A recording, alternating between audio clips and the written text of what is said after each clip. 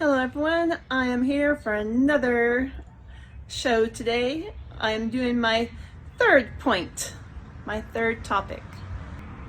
And I'm going to focus on the circumcision. So after a while, the Almighty told Abraham, hey, walk perfect before me, and I will make a covenant with you and be a blessing to you.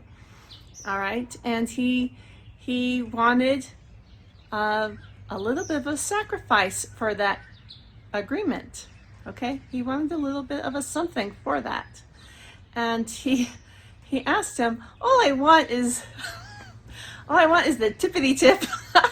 Now he asked for the foreskin of the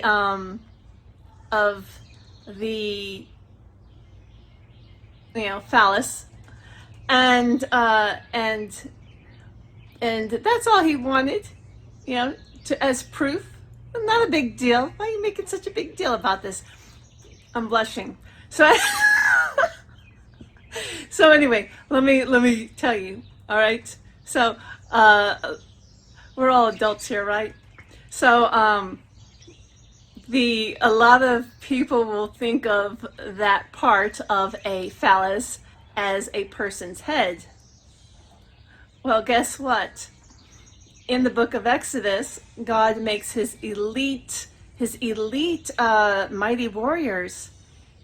He asks for a little sacrifice too. If you want to become one of his Mitzrajim, his Nazarites, then you are required to shave your head as at the beginning of the vow, which is very similar to that circumcision of the little guy downstairs. Okay, so anyway, I'm just pointing that out. It's not a big deal. It's just a proof of love and affection.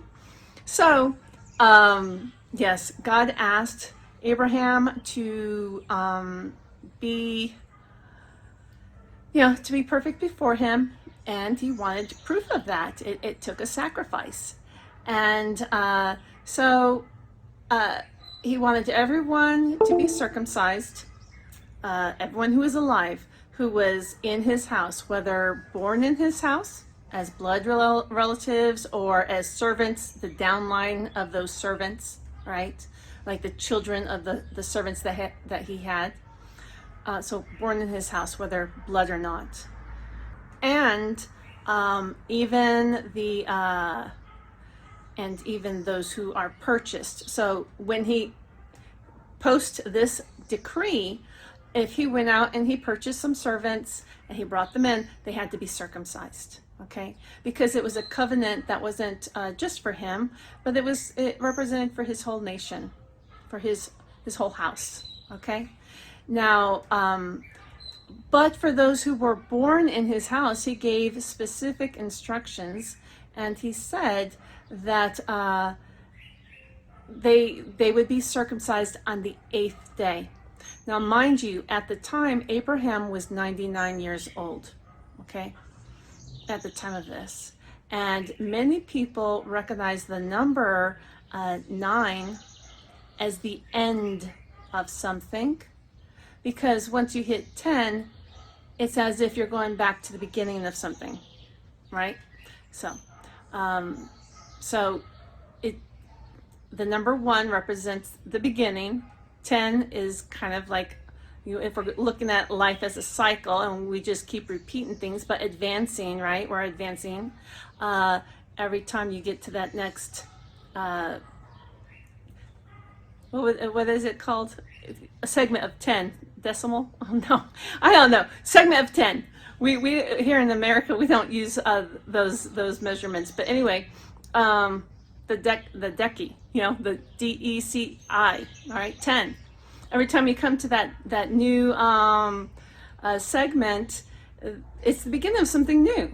You're advancing forward. You're not going backwards. You're advancing forward, and yet it's still 1. All right, it's the beginning of something. So he was 99 years old. God asked him to let go of the old.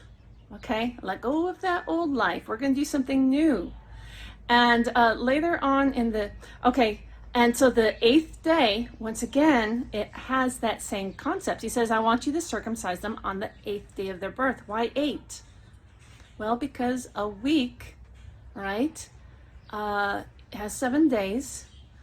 And so the 8th day still holds true to that concept of something new, because that first day of the week, it's the 8th day of their life, but it's also the first day of that new week for them.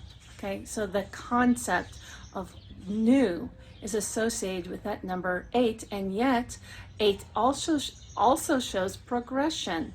So like in the ascension journey, as we're ascending, right, a lot of people stay stuck in those karmic cycles. They don't really advance, all right? You got to pass the test, complete it. That's the week, all right? It's completed, and then you go on to the next. Right, that's your advancement. It's like your 8th day. You gained something. You've gained something. You advanced. You've shown some abundance. Okay. Now later in this chapter, after the circumcision, God tells Abram. He says, "You're going to change your name from Abram to Abraham. Instead of he is a father, he is their father." So he's going to multiply them. And he tells Abraham that he's going to he's going to change Sarai's name too. Okay? Sarai, he's going to change her name to Sarah. And is no longer a princess of God, but a noble woman of God. Someone who has advanced. Princess would be a low level. Now she's advancing, okay? Like a miss to a missus. And again, so we're seeing this progression. He had one son, and now he was a father of one. He was Abraham, and then now he wanted to make him Abraham, their father. And so he told Abraham that he was going to give him another son through Sarah, and this made Abraham laugh because he was already 99, and he knew that if Sarah got pregnant, then he would be 100. So there's that idea of something new. All right. So the 99 circumcision, let go of the old, something new. So Abraham was 100, and he knew he would be 100 when this baby was born, and he just kind of laughed about it. And because of this, because of this, God told him that he wanted this son's name to be Yitzhak, which means laughter, all right, to joke around. And because of Abraham's response. And it was kind of a funny idea. You know, here you got this elderly guy, and he's going to be having a baby with an elderly woman who has been barren her whole life. The whole idea of it just tickled him. Well, anyway, after this, just to talk a little bit more about it, after he was circumcised, so he was in covenant with God now, then God actually started, he came and visited Abraham, all right, with 2 others. And a lot of people say that they were angels and stuff like that. And they were, because they were advanced. But the scriptures actually say that they are mortals. Okay? They are mortals. They were flesh and blood. They came like this. They didn't come as light beings. Okay? Now I have seen apparitions, but these were not apparitions. All right? They were mortals. They were flesh, and they ate. Okay, and when they were with Abraham, Abraham told Sarai, or Sarah, because her name had been changed, to go and prepare food. And so while she was preparing food, she overheard them talking, and so anyway, she heard them talking, and she laughed at the idea herself about having a child. And then when she came to present the food, Yehua, who was in fleshly form, asked her, why why did you laugh? And she says, oh, I didn't laugh. She was a little bit embarrassed. She's a little bit shy and frightened. She didn't know what to think. And he says, but you did laugh. And a lot of people might think that he was a little bit angry about her laughing, like like that was a bad thing. But he wanted, it was a funny situation. God has a sense of humor. And that's why Yitzhak, Isaac, was named Laughter, okay? Because it was a joyous thing. People sometimes, they just depict God so angry. He called her out on it because it was funny. Anyway, going back to circumcision, because this is the real topic of it. Yitzhak, Isaac, was 13 years old when he was circumcised. Hey, I just have to fix something real quick. Not Isaac, Ishmael.